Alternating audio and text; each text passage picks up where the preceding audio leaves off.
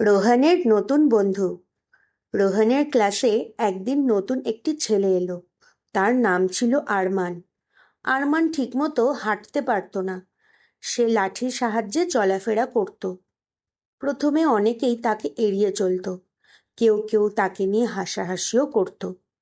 কিন্তু রোহন সেটা পছন্দ করল না। একদিন টিফিনে রোহন আরমানের পাশে বসে বলল, তুমি কি আমার সাথে খেলবে?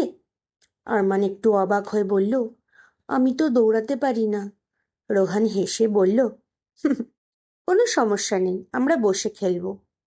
সেদিন থেকে রোহান প্রতিদিন আরমানকে সাহায্য করত, ক্লাসে ওঠানামা, বই নিয়ে যাওয়া, সব কিছুতেই। ধীরে ধীরে অন্য বন্ধুরাও তাদের সাথে যোগ দিল।